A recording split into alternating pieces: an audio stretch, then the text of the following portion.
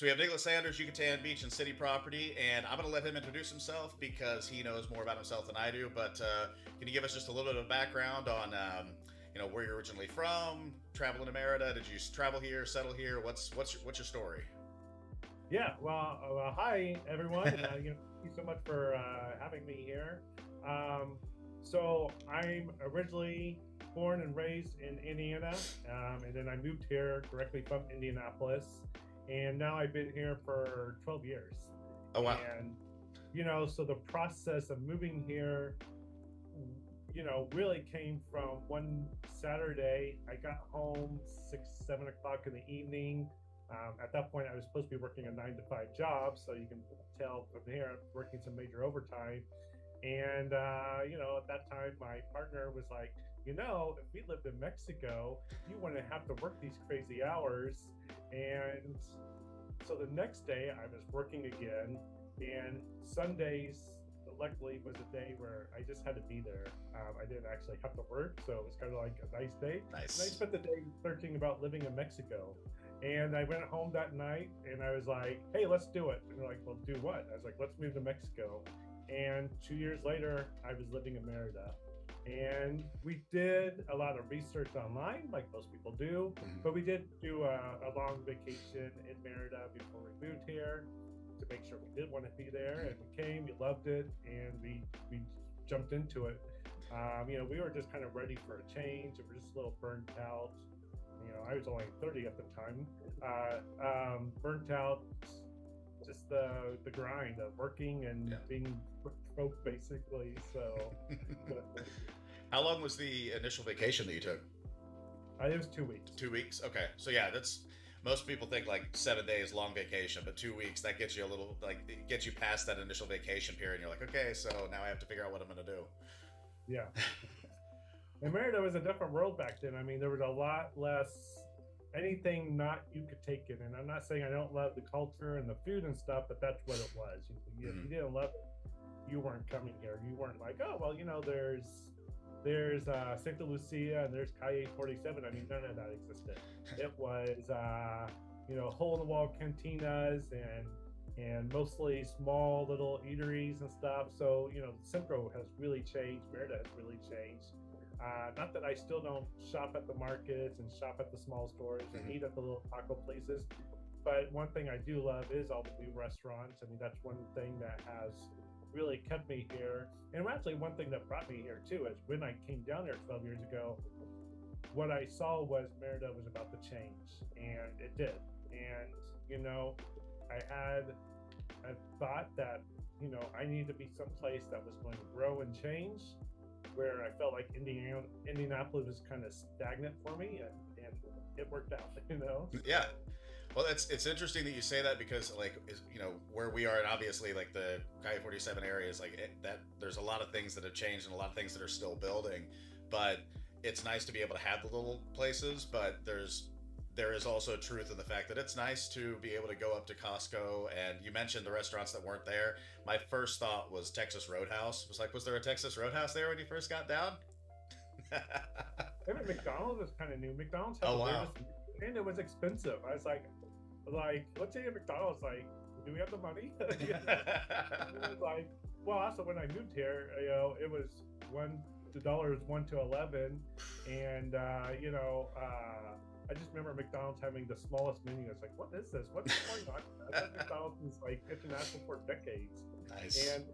but beyond that, there wasn't a lot of U.S. businesses, and I mean, there's Walmart, of course, Yeah. but it was just starting to come this way, and of course, also too, all this is for Mexicans. It's not for expats, and Yeah. we're still a small portion of the population. But that's been the great thing is the diversity. You want the authenticity and you want culture and stuff, but sometimes you want modern living. You do want a piece of home. You do want variety. I mean, I sometimes people say only eat the local food. I was like, why? I mean, locals don't only eat local food. They like sushi. I mean, there's a bazillion sushi restaurants in the city right now, Yeah. and that's because locals love it. So it's nice to be in a city that's diversifying and watching it happen and being able to enjoy it. And so when like you're seeing all of this grow, and when you first moved down there, you went from the grind of the 9 to 5, but then now, the way that I met you a few years ago was you were the seller's agent on the house that we ended up purchasing, which a lot of people on the channel have seen the renovation process through that place.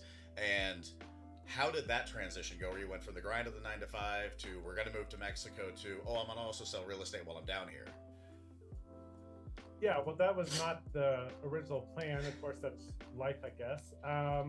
Yeah, it was very crazy because it went from working, 9 to 5 to working 2 jobs. I worked 2 jobs from that point on. When I said, hey, I'm moving to Mexico, I picked up a second job. So I was working my full-time job 50 hours plus, and then working at a coffee shop at 25 hours plus.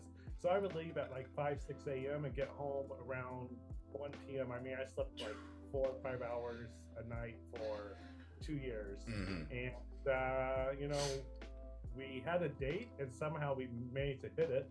Yeah. I mean, literally, we gave ourselves 2 years, and by that time, I had money and savings. And so we came here, all started good. And unfortunately, who was supposed to be my business partner kind of flaked out, and things didn't go the way it was supposed to in terms of starting the business.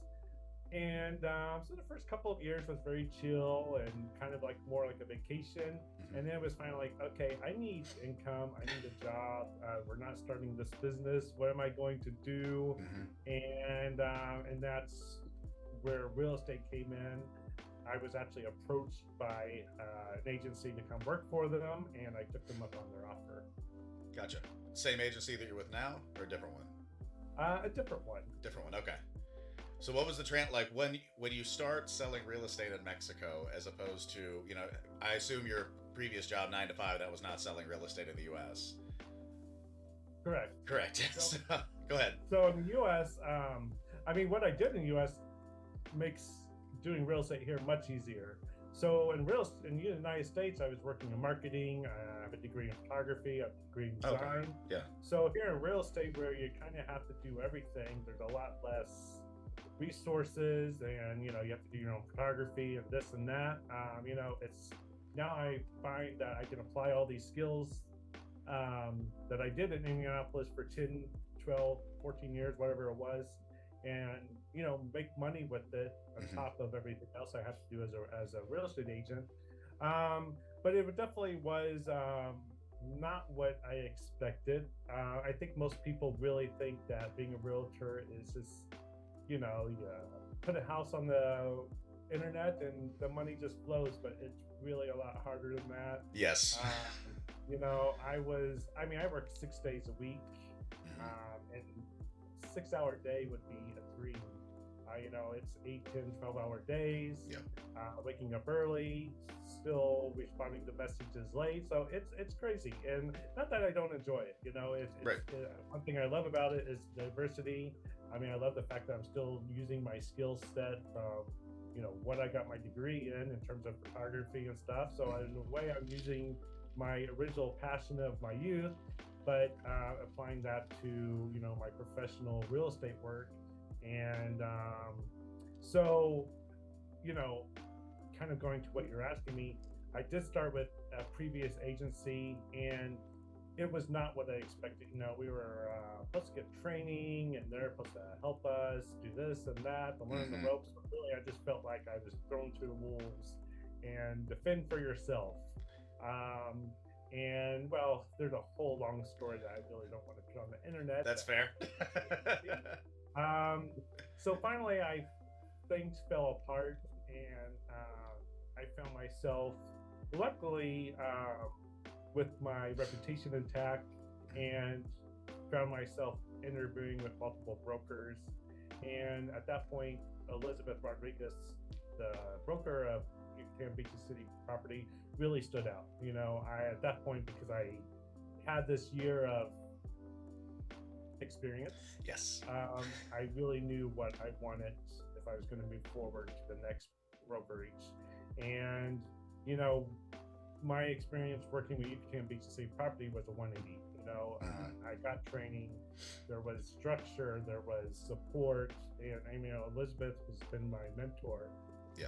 No, she seemed, we were, looking at different forums and different, whatever it was Facebook groups or just, online everything. My wife is an attorney, so she's very good at looking through every single thing that she possibly can. And one of the things that we noticed with Elizabeth was like she was recommended for pretty much everybody, and it seemed like she was on top of everything. And when we had our initial call with her, it was like, what question do you have? I have an answer. What question do you have? I have an answer. What question do you have? I have an answer. And it wasn't I have no problem if anybody says, let me get back to you because I don't know. But if you're in, law, or if you're in real estate, as you know, and everything else, like you can kind of tell when somebody's trying to BS you. And we didn't get that from her at all. And so then it was, 4 days later, she's got 6 houses or 7 houses lined up for us, including the one that you had. But yeah, I think, I was very impressed with her. So it's good to hear that, like, from the client path to meeting her and also the agent path to meeting her, that it's a positive thing for your particular brokerage. But yeah, I mean, go ahead. Oh, sorry. No, go ahead. You're good. You're good. I mean, that's what I see as an agent is so many people wanting to do real estate, but they really don't know how to get started. And, sometimes it's annoying as an agent, and sometimes I feel for them, sometimes you see people and they just think that's all they have to do is get a listing and there's nothing else to it. They don't really need to understand the process. But Elizabeth, that was her thing is you need to know everything. You need to let your clients know everything. You can't just show houses. You don't open doors. You are a realtor. Just because there is not a board of real estate here doesn't mean that we don't have that responsibility. And her ability to give that structure has really just allowed me to take off. That's and fantastic. and as you bought with us, we have our rapport with Notario 11, who is also the little piece of a big piece of the puzzle, really. Yeah. We are having most of our clients work with them, even though we are 2 independent companies. I think that's very important to always remind people that we are 2 companies. We don't do kickbacks. We don't get a referral fee or anything, but we do provide one service together. We start the process, they end it, and in that they also provide me as an agent, Elizabeth as a broker, support. There's always that out and about, and there's a house, and this house document says this. What's that mean? Should we walk away? Can it be fixed? That kind of support also allows me to help my clients even more. Because one thing about working in real estate is every single day something will make you look like an amateur. Yes. There's always something new. I mean, sometimes you just laugh about like, okay, I've been doing this for almost 7 years now, and I can't believe that there's something else that I never seen before. Or I didn't know. It's always something new. But having that team in place is what allows us to provide a service, a professional service that I feel really good about doing. And just real quick with regard to the service aspect, I mean, you're in Merida, which most people, I think there are a lot of, especially Americans, but Americans, Canadians, whoever it might be, they come to Mexico and they go to a place like Cancun or part of Vallarta, and they end up seeing like, hey, I can get around everywhere and only speak English. But in Merida, it's a lot different. What was your experience like? Did you know Spanish before? Did you pick it up? Did you kind of force feed yourself, or what's been your kind of process to get around that hurdle as somebody from the U.S.? Spanish has been a challenge before for me. I mean, I'm still not the best Spanish speaker, and it's kind of embarrassing to say that, but I do try. I do learn. When I first moved here, I did have a tutor. So she got me started, and then really actually working in real estate is what developed it more, that constant force to practice, because the thing is, it can be easy to forget it. I mean, if you're in Mexico, you speak English at home, and things get lost, even though you learned it in class or out and about. It could be a challenge, especially I think older you are, depending on what your background was before you moved here. It could be a challenge, and I think it's always important to not shame people or feel shame. It's just do your best and try to learn at your own pace and at your own way. Part of me is like, I need to take classes to get myself to the next level. Of course, work itself kind of interferes with that. It's like, do I work or Do I make money? take classes? Yeah. So, it kind of comes down to that. But, moving here without Spanish is not impossible. You just have to realize you're going to be asking for help. You're probably going to be paying for services. There's a lot of great support here in terms of immigration. You can hire yourself a bilingual driver to take you around, and you pay them to drive you and kind of help you be a translator. There's all sorts of services here that are bilingual to help you, but ultimately being out on your own, you are going to need some Spanish skills and patience. That's always part of it too. I mean, if you are struggling, being nice to people who are struggling to understand you is very important. It's been embarrassing sometimes, especially in a certain bank. You're watching expats struggle with Spanish, and you're like, well, it's not their fault that you don't understand them. Be nice. Exactly. Yeah. That's my best advice: is always be nice. That's going to get you so much farther. Even today, I was with a client in a different notario's office in Notario 11, and at that point, they don't have a lot of English speakers in the office, but one had a little bit, and he was helping the client, and he's being so apologetic for not speaking English. I'm like, why are you apologizing? Like, yes, exactly. Yeah. You're helping us. We're all happy. Don't apologize. You're doing your best. We're doing our best. Yeah, we had one of the people that helped with the building of the house. He apologized to me, like, I'm sorry about my English. It was like, I'm in your country, man. Like, this is on me. That's how I feel too. Yeah. So when it comes to the actual process of buying real estate, that is the number one question that I get on here. And a lot of times that comes in the form of, who did you work with? And, in the beginning, I always said like Elizabeth. And then when, I kept seeing you and your, the social media presence that you have and the reputation that you've created, and knowing that we had worked with you on the seller side and how well you worked with us. I don't know if you remember us at all, but like, we had the house, recognized that they wanted to drop the house in value, which we wouldn't have bought it at the price that they had it at. And then we were able to negotiate the price really well. But then you also went and showed us a lot that you had available. And it was like you understood. And this is something that I very much appreciate, because my brother he does resale, but he has his own team in Kansas City, and they're one of the top teams here. And he has his new construction side, his resale side, and he has to, kind of cross market everything. So when somebody knows the addresses and each type of place that might work with an individual buyer that they have that are current listings of theirs, it's something I really appreciate. And so when you were able to say like, oh, what are you guys thinking? Let's go take a look at this lot, even though it wasn't on the schedule, that was really impressive to me. But when it comes to the actual process of purchasing real estate, what are some of the main differentiating factors? If somebody were to call you today and say, hey, I really want to buy a house in Merida, I've been there, I've looked at it, I know I want to do it now. What's something that you can say, hey, so in the United States, it might look like this, but here you need to recognize this? Yeah. God, there's really a lot. Well, first of all, I think some of the best advice I can give is you do kind of need to throw out some of your experience, because it is going to be a different process. And this is some of my best advice. Don't be that guy or girl, woman, man, whatever, that's in Mexico going, well, in America, well, in Canada, well, you're not in those places, you're here. And one thing you have to realize about real estate here is it's not wrong, it's different. So first of all, real estate industry itself is a unlicensed, and for most part, unregulated industry. Doesn't mean you should be fearful of it, but it does mean, it just reinforces the importance of being prepared, being prepared with information and being prepared with professionals who are going to help you. The biggest mistake beyond saying, well, in America, is also coming down here and finding yourself with a signed contract, with the deposit already made or about to do it. And now you start asking questions. Well, you're already in this situation. It's kind of hard to back out now. Yeah.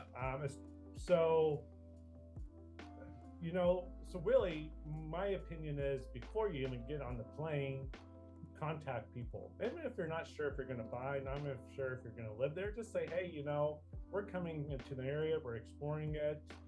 We don't know what's going to happen.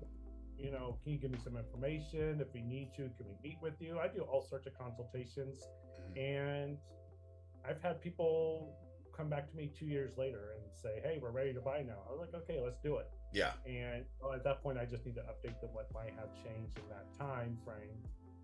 Because that's much better. I'd rather meet someone and work with them for a year, 6 months, whatever time it takes, than someone call me and say, help me, I'm in this situation, because I may not be able to help them. Right. Or they have all this wrong information, and now I have to be like, well, this is wrong, this is wrong, Yeah. Go ahead and try to fix that. So, that's my best advice. You're thinking of living here. Right. What's your goals? Who do you need to team up with to get those goals done?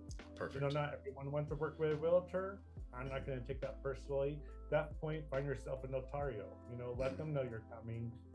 Meet with them while you're here. You might need to pay them for a consultation, but no big deal. It's just a little bit of money to make sure that you're not going to lose a bunch of money in the future or make a big mistake. Because ultimately, that's a big thing I see is sometimes people come here, they're so unprepared, and then they have a bad experience. And instead of doing what their goal was, they decide to change their goal because now they're running away in fear or whatever. Yeah. So with that said, when you're going to purchase here, we are in what we call a restricted zone. That is an old constitutional amendment back in the time of monarchies and stuff. Used to be people would try to control countries or take over their governments by purchasing up land along the coastlines, along the borders, and they would choke out the governments and do other control.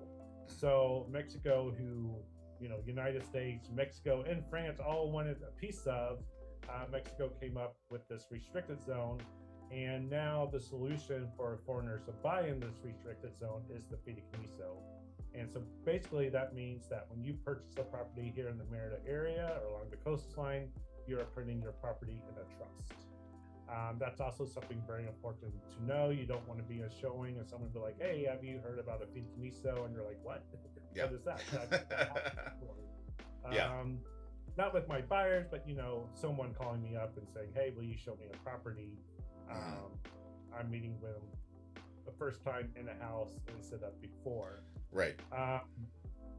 So with the fideicomiso, so this is a bank trust, and you and the bank are basically forming a relationship together to manage the property in a trust.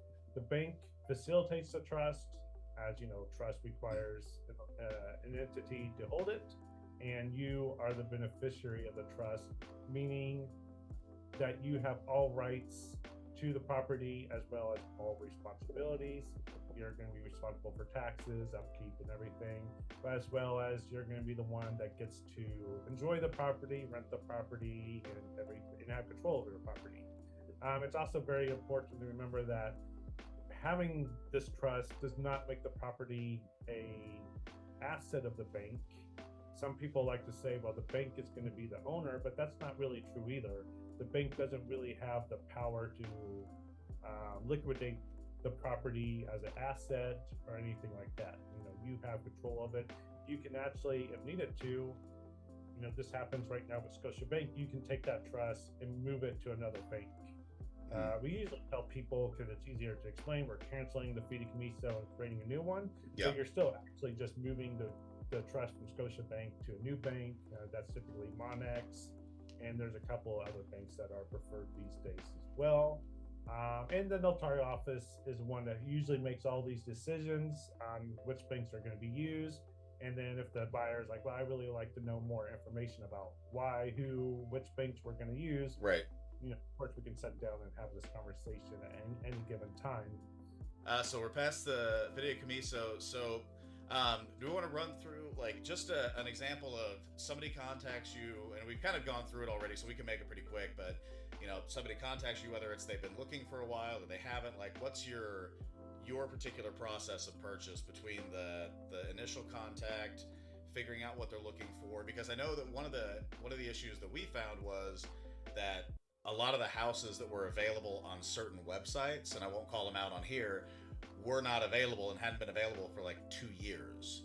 So what's the process that you take on your side when somebody says, "Hey, I'm actually looking to buy. Here's what I'm looking for," and I guess continue from there. And I know there are a lot of variables, but just the short version of it.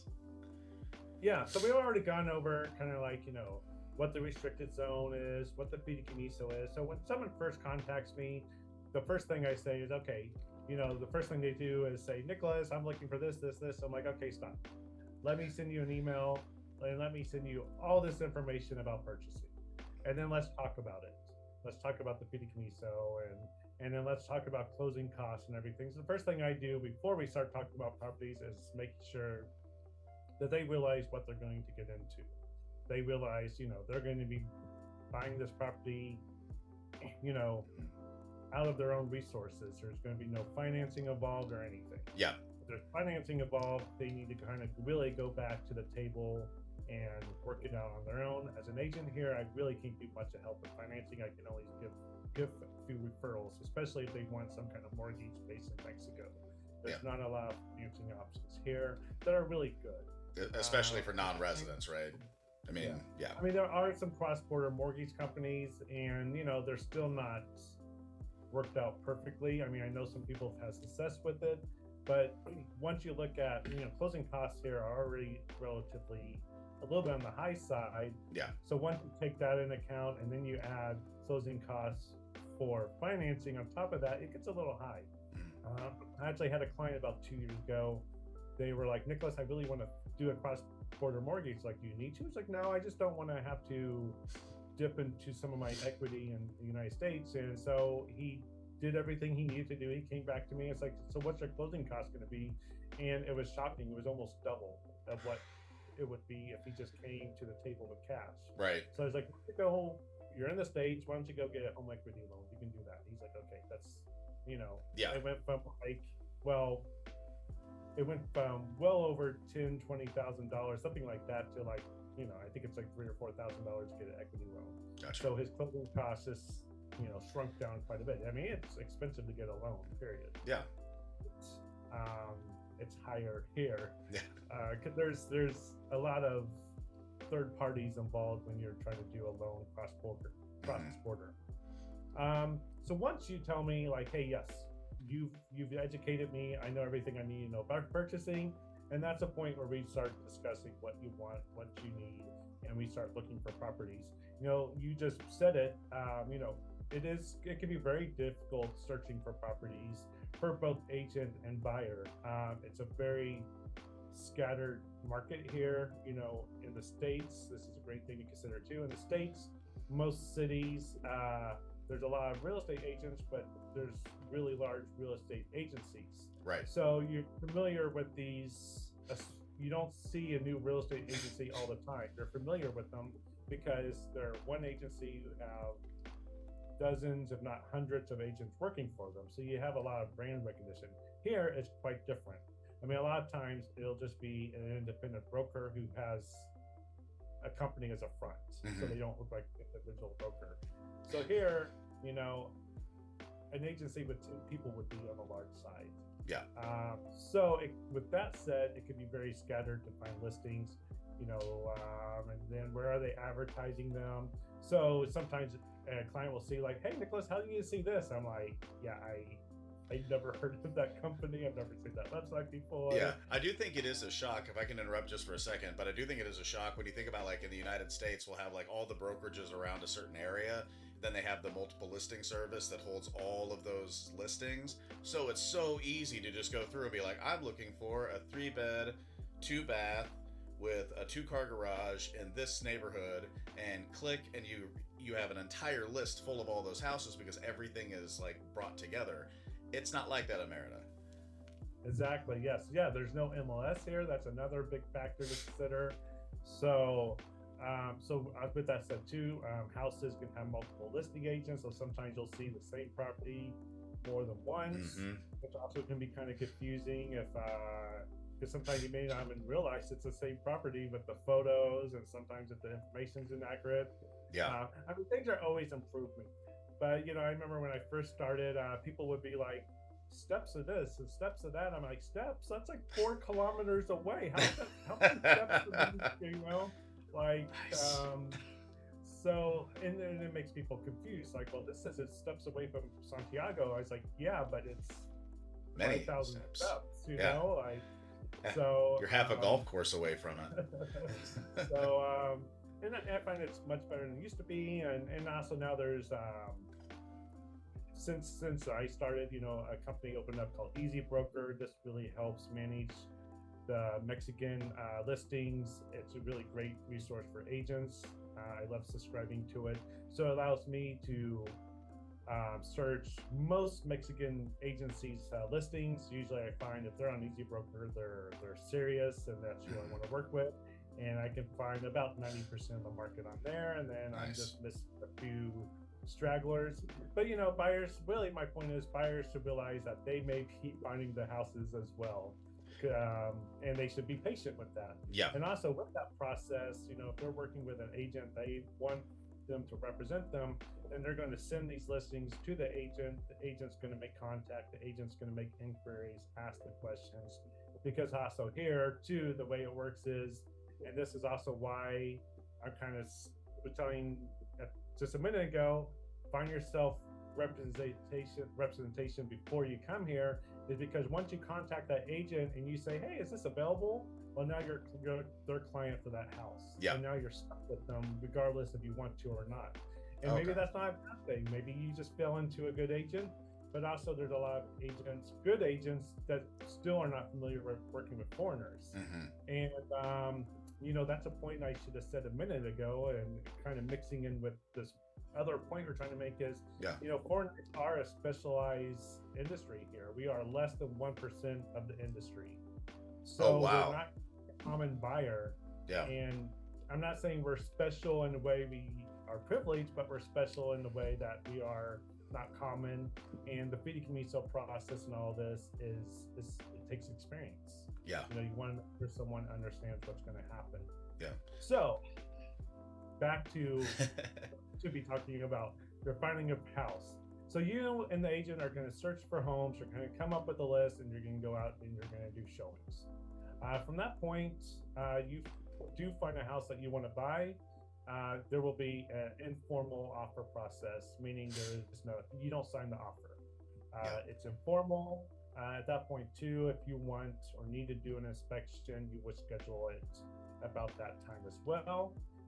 And then once terms on the house, on the deal, has been agreed upon, and the inspection's done, you're ready to sign.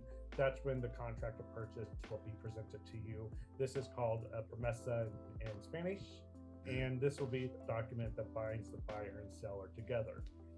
Once this is signed, you, the buyer, will make a 10% earnest deposit, and as well as for Notarial 11, you will make a retainer. This retainer is not an additional cost. We call it a retainer, but really it's just a fee to start your transfer. To start your fideicomiso, basically. Right.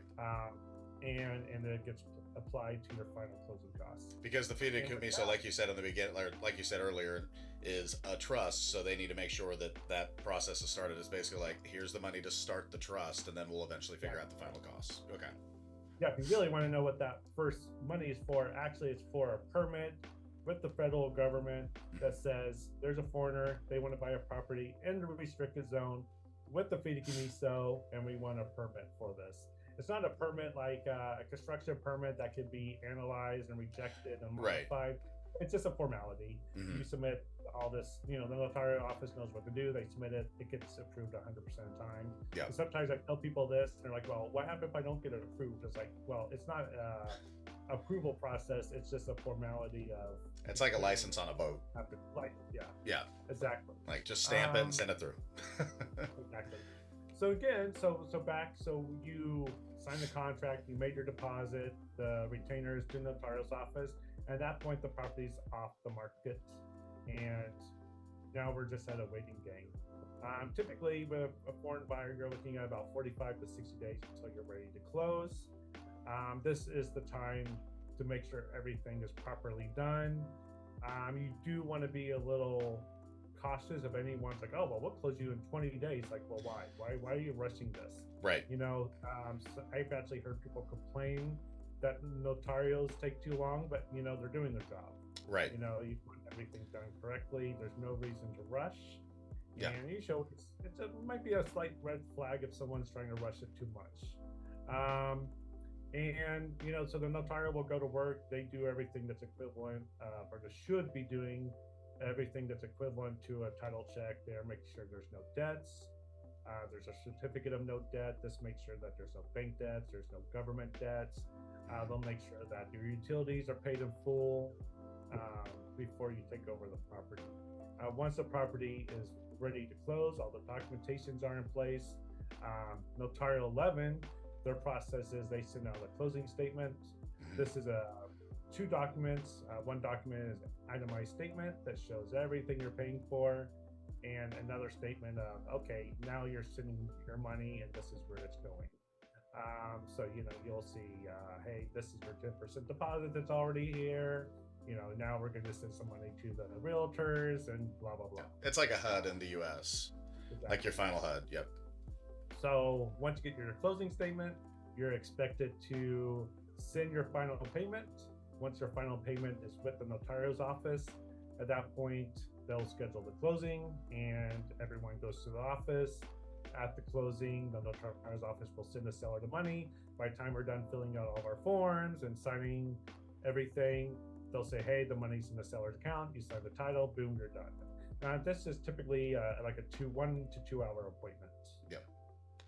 And when we had ours done, we knew that it was going to be, because of COVID starting to happen, we knew that it was going to be an issue. So we ended up signing a power of attorney. So when we gave the go ahead to sign, they just signed for us.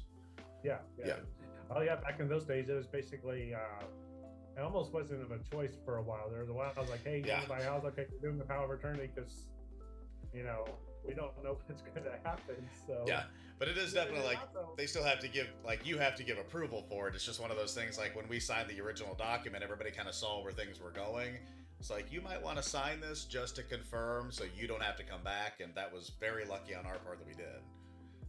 Yeah, and that's a really good thing to bring up too. It is a power of attorney, with closing, it's always good to remember that your contract, your purchase will have a closing date, but it's kind of meaningless. Yeah. Because it's a high chance you close late or even early.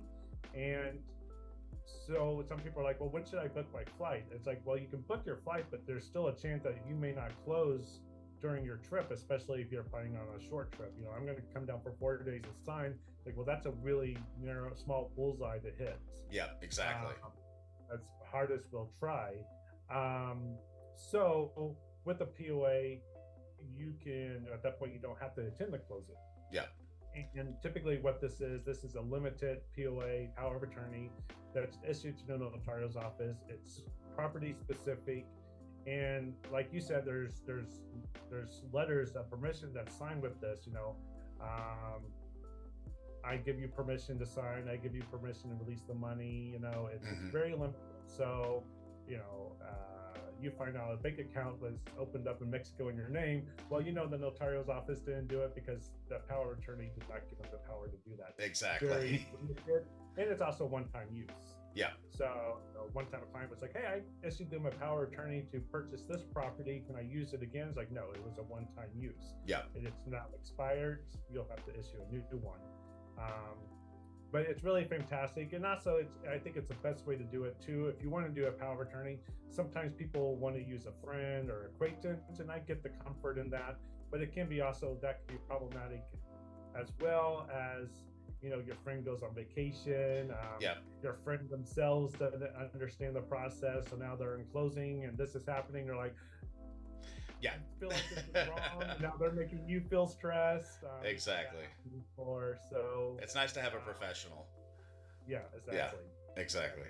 You can even have a second attorney office be your power of attorney if you want some extra level of comfort, Hmm. and that actually works out really well. Yeah. We've had other attorneys be the power of attorney, and they know what's going to happen. So they're representing you. You can have comfort in that, but they're also not confused and panicking on your behalf. Right. Exactly. So Cool. I have in our notes, where do you see the market going in the future? And I always, and I put this in the notes too, but I always have this little caveat of past performance isn't indicative of future results, because when I first came out of college, I was a financial advisor, like Series 7 and all that kind of stuff. And so they just beat into our heads. Do not say that just because we did good back then means that we're going to do good in the future. But as far as like what you've seen since you've been there to now, and then what you're kind of seeing as things go, if you can kind of just past, present, future for it. I mean, at this point, I don't see the growth and improvement of Merida to slow down. I mean, one thing is always the rule in Mexico is follow where the government's investing money. And right now, the government's investing a lot of money here. The Maya Train, La Plancha Park. I mean, these are big, serious projects, and they are happening. I actually was meeting someone yesterday, a client, and she owns a house here, but she doesn't live here full time, and she was just in town currently. And she's like, "Well, is La Plancha Park even happening?" I'm like, "You need to go down there and see it. I mean, it's happening. Part of it's almost done." And then I live really close to La Plancha. I actually, much as I'm excited about the project, I also curse it every single day because I have to take these crazy detours around it. Yeah. So La Plancha Park is happening. It's going to be done this year. And at least the stretch of the train that's going from Cancun to Merida, it definitely seems like it's a go. They've already delivered the trains themselves. I've seen it. I'm a little pessimistic if they're really going to be done by December, but they say they are. But then again, watching the progress and the speed of La Plancha Park, I mean, maybe, I'm going to say that they're probably right. Yeah. So with this investment, I just don't see Merida going in the opposite direction anytime soon. As well as this, I still see a lot of people investing. When you look at what's happening in the north, I mean, it's just incredible. It's mind-blowing what's happening in the north. Yeah. Us expats, we really gauge Merida from what's happening in Centro, and that is such a drop in the bucket compared to what's happening in the north. At this point, I actually just looked it up today because I was kind of curious. I mean, Merida's growth rate is over 18%, and that's very, very high. Yeah. And that's not Centro. That's not expats. That is Mexicans coming here, developing, and most of that's happening in the north, Arcal, Cholul, Comchen. Yeah. I mean, in Las Americas itself, the most well-known fraccionamiento in the city is still growing. They're still building houses there. So, if people are expecting prices to drop or anything like that, I just don't see that happening. Yeah. If anything, I might see a slowdown, but I don't see a retreat of growth or prices. Yeah. I kind of feel the same way. It's one of those that if you look at the market, it's like, yes, it does make sense that it's going really high so you can predict a bubble, but at the same time, boy, there's a lot of renovation going on.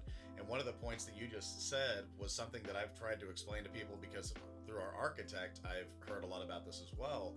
But it's not necessarily expats that are causing this growth. Like, I think that people have this odd view that it's a bunch of Americans and British and Canadians that are just flooding the market in Merida.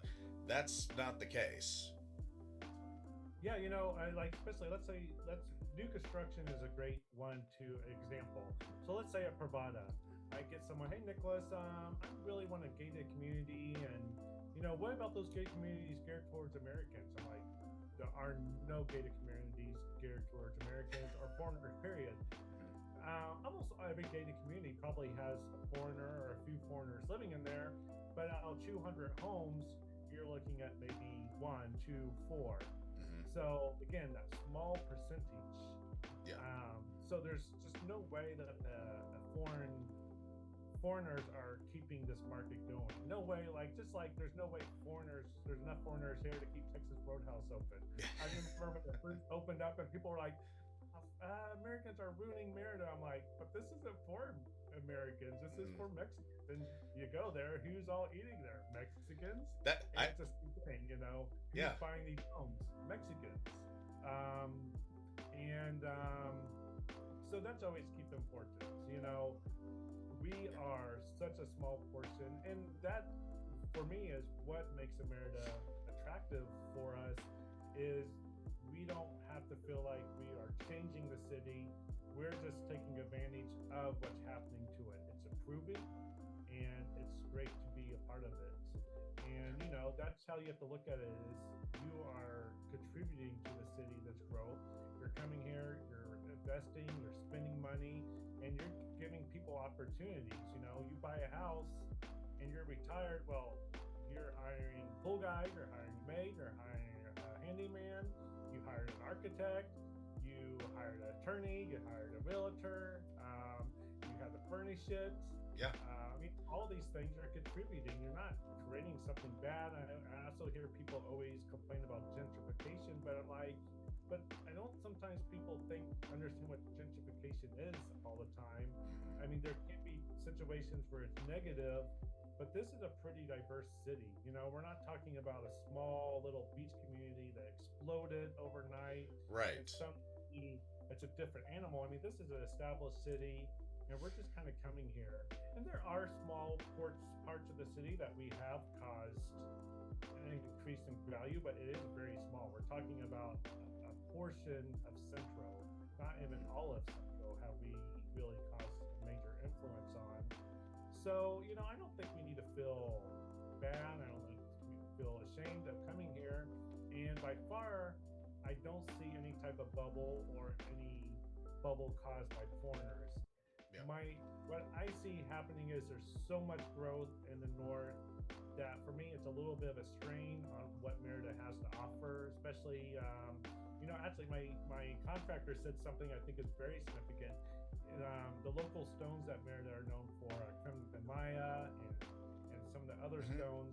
It's like they're now more expensive than a client who use imported marble. Oh, wow.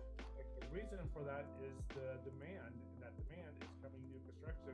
And then the next day, I was driving home, and we were doing an appointment at the beach, and there was this massive condo building being built. It must have been 6 or 8 stories, and the entire facade was local stone. I was like, well, that's why it's so expensive. Who does the entire facade of a condo building? And creme de Maya, well, they did. Yep. And then click, that's why it's more expensive. Yeah. So, and I'm not saying that we should be angry or mad or blaming people, but there is a lot of growth happening all around us, and there are consequences to that we little people can't change, and we're not the cause of. We're just here experiencing it along with the locals. Yeah.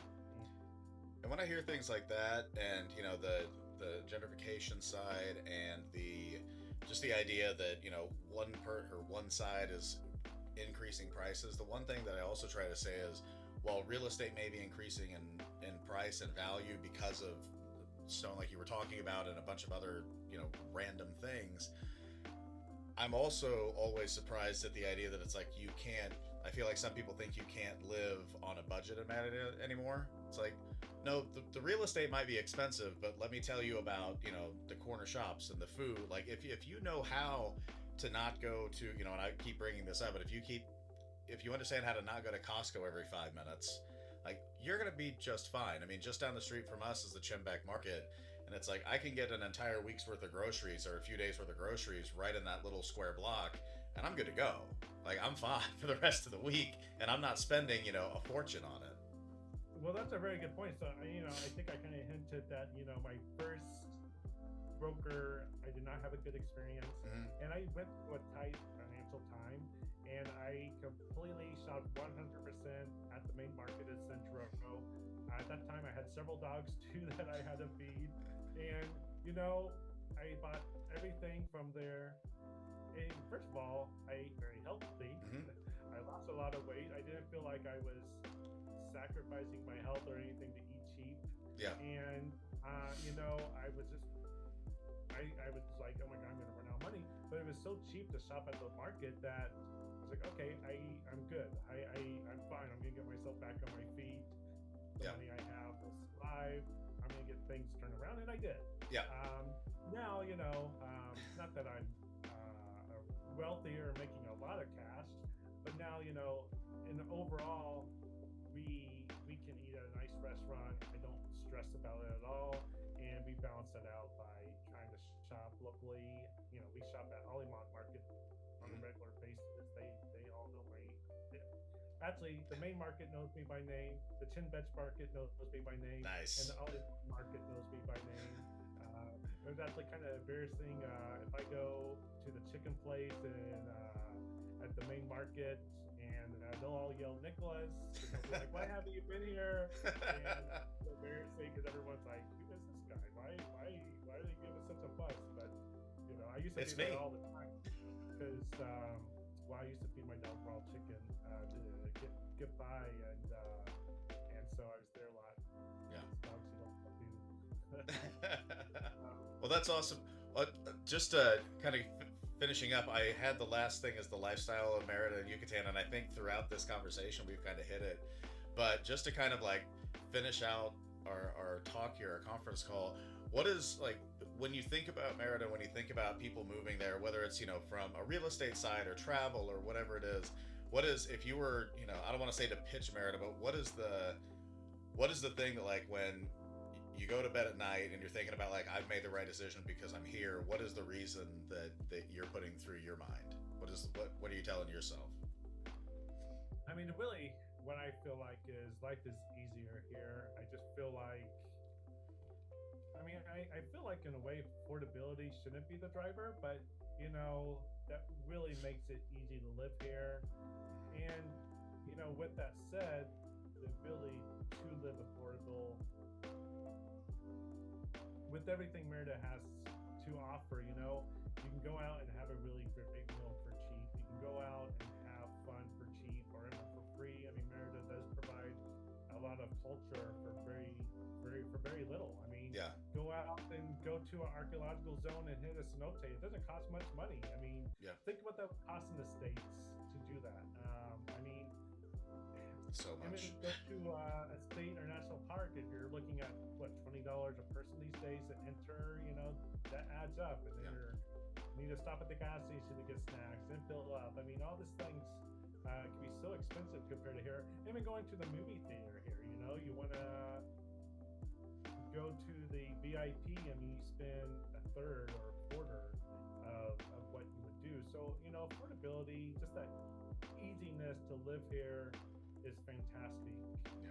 And my other thing that really makes me happy to be here is I don't miss winter on any level at all. I mean, it might be hot today, but it does not bother me. Right now, Merida is going through the hottest time of the year, and it is hot. I mean, Yeah. we're going over 40 each day, but we're swimming in the evenings, drinking the iced coffee right now. Yeah. It's fine. I'm happy to be here and enjoying it. I was kind of going back to one of the first parts of the conversation about where you want to live, and it's when we talked about the beach, it seems like it's about 10 degrees Fahrenheit cooler at the beach than it is in Merida most of the time. So if it's Yeah. 100 here, it's 90 there. If it's 90 here, it's 80 there. But at the same time, if you're talking about Merida, like you get all of the benefits of being in a city, you get all of the nice places, nice things. You have great transportation, and I can go to the bus and get up to the beach, and it costs me less than $5 per person. I think it's way less than $5 per person. Yeah, Yeah. but it's like so. If you want to go to the beach, you can do that too, and it's not very expensive. You have all of these different positives in it, and on top of that, it is very affordable. Again, if you try to go over the top, it can be expensive, but at the same time, like the city itself to me is just one where it's like, it's, as you've said several times now, it's a very relaxed lifestyle where people just kind of come and enjoy, and it actually feels like Mexico as opposed to going to some more touristy areas. I think there's a very good point that I forgot to touch on is, what are the expectations of cost of living? If you're coming from New York City or Vancouver, San Francisco, I mean, go on with that list. I mean, for an expensive city, coming here, everything is cheaper. Real estate, a nice restaurant, taco stands, everything's cheaper. There's nothing that's not cheaper.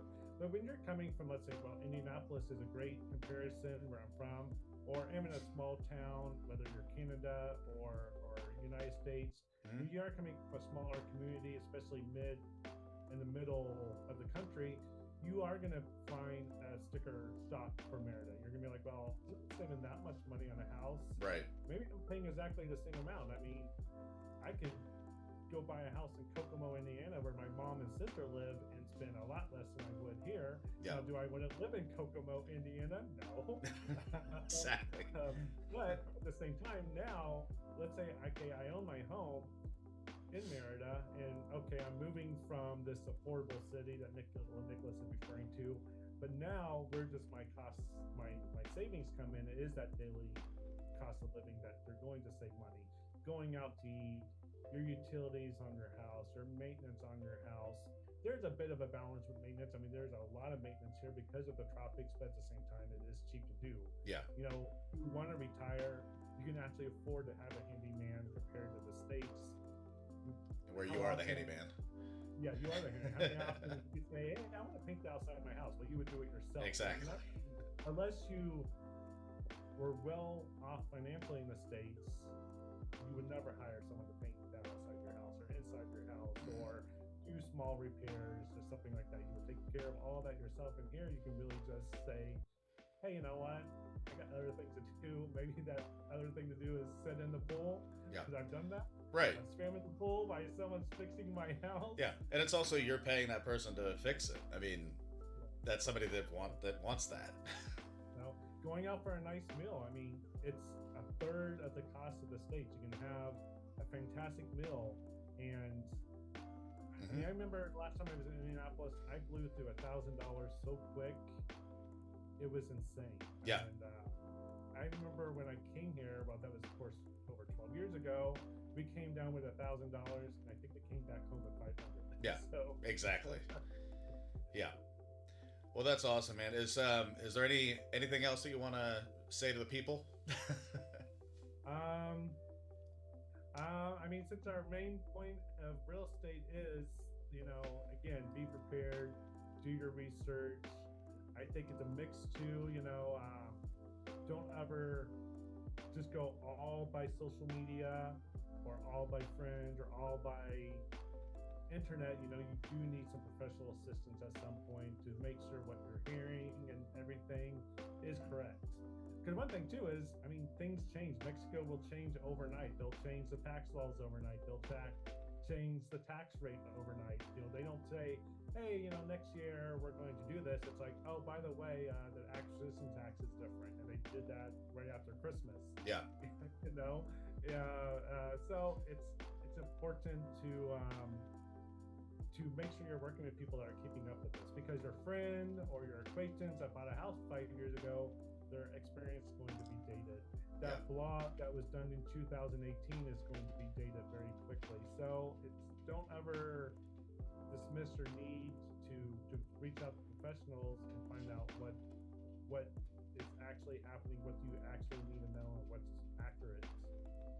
Because that's what you want. You want to be informed so you can get what you need done quickly and then enjoy what we're talking about. Yeah.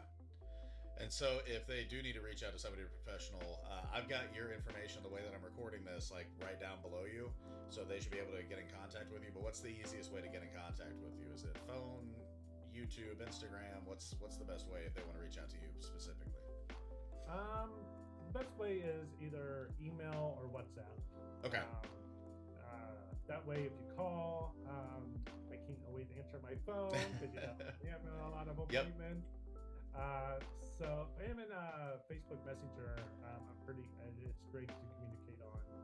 Okay. But one of those three ways, I always find it's best to start everything in writing, and then we can go into a phone call when we can Yeah. connect. It doesn't get frustrating. So email, WhatsApp, Facebook Messenger. I'll put those in the description in the video too, so that people can get in touch with you if they see this. Oh yeah, that's my last advice. Get WhatsApp. Mexico runs on WhatsApp. You have to have WhatsApp. They'll get everything done on WhatsApp. If you don't have Spanish skills, well, you can do everything on WhatsApp. You can get yourself a full guy of Spanish on WhatsApp. You can order yourself food on WhatsApp. I mean, if It's you the don't have best. Spanish, WhatsApp will help you get by with everything. So, and then message me on WhatsApp once you have this. Perfect. Well, awesome. Thank you so much, Nicholas. I really appreciate it, man. Oh yeah. Well, thank you for having me, and take care. You too.